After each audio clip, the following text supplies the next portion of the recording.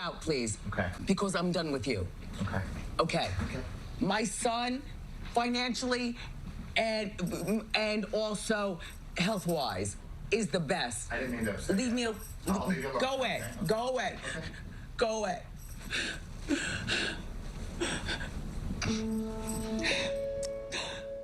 This is my third time crying.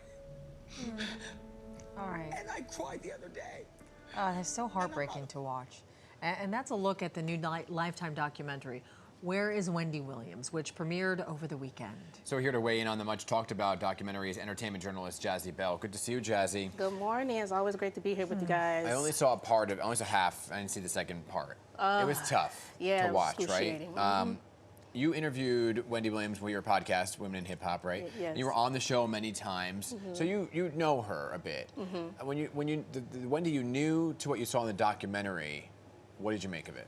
Well, for one, it was heartbreaking to watch. I mean, and every time I was around Wendy, she is the life of the party. She's such a joy to be around. She's such a light.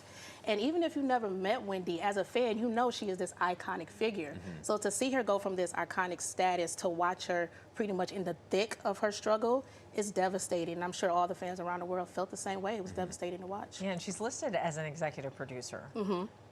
Do you think that she had any control? I mean, based on what you saw? Honestly, when you have someone that's struggling with dementia, struggling with alcoholism, how much control do you really have? You know?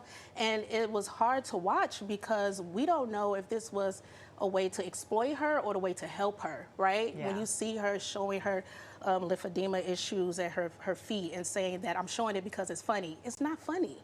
You know, so you have to ask yourself, and these producers, why did y'all choose to show that? It was, I think, a way they could have made an executive decision and say, let's at least exclude that. So I don't think she had much control. Well, yeah, because there were other things, some with their hair as well, that some were saying that if Wendy had a say in it, probably wouldn't have made it into the final picture because of how proud she was of her appearance. You know she loved her wigs. Everyone knows Wendy is a wiggy. So when we saw her without her wigs, we were flabbergasted, to say the least. And it was disappointing to see, but you know, again, when you're struggling with addiction, how much control do you really have? And we understand that she's an executive producer, but she needs to get help first. She should not be in front of the camera.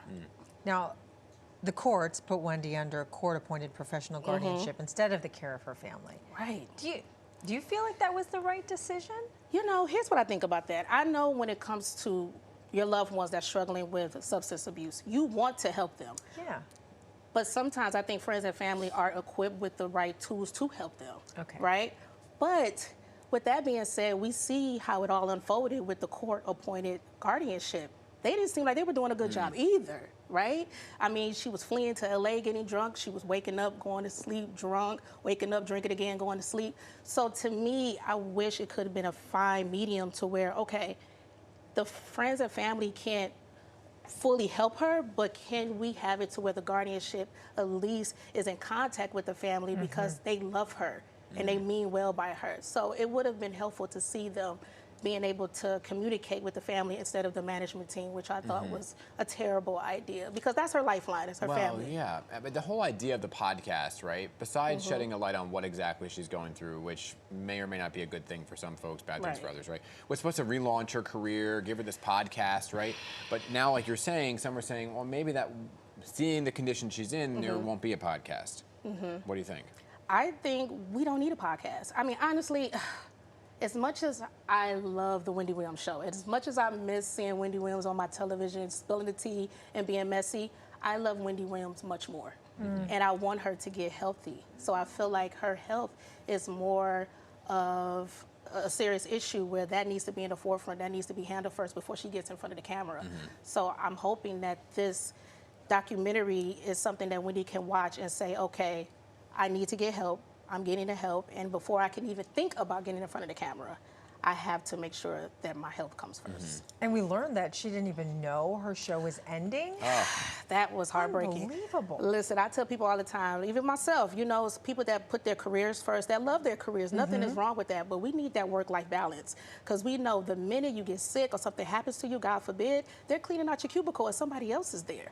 You know, and Wendy has given us 14 years of entertainment. She gave her blood, sweat, and tears. And for them to rip that away from her and not tell her, I think it was very disrespectful. Yeah, that was really a heartbreaking moment. Yeah. But there were the whole thing was heartbreaking, but there were so many eye-opening moments. So many people were on board talking from her family, right? You had her nephew, niece, sister, father, her son, close friends, her management team. So they did get a large majority of the folks who were closest to her, her sister, to talk. Yeah. Which was interesting to see their perspective of it all. Yeah, I love the family, and I give my love and support to the Wendy Williams family. I mean, you can tell that the son, Alex, the niece, who I think is doing an amazing job as being her spokesperson and speaking up for her and letting them know the conditions that her aunt is in. And the family wants to see her do well. But as we know, when you're dealing with someone that has addiction, they have to want to get the help first. Exactly. You know, you have to admit that you have the problem first, and you have to get the help. I was wondering if the family knew some of the things that were going to be shown. No, and they talked about that in the documentary, and they said this is why, especially the sister, decided to finally be a part of the documentary, which we saw in the fourth part, because she said, we have to speak up. Because people are going to see this and judge, like, why didn't you take your sister out of this? Okay. Why are you allowing this? And she's like, listen, little do you guys know, I don't have control. It's the guardianship. And we saw that with this management team, the publicists. How dare you look at Wendy and say that she's in the condition to be on camera or to get back to work? It was foolish to say, and it was a lot of foolish behavior in that documentary, but not with the family. I support the family 100%. Well, it was certainly eye-opening, to say the very least. Yes. Thanks so much, Jazzie, for coming in. Always great to see you. You're so welcome. Thank you for having me. Love to Wendy. Yes.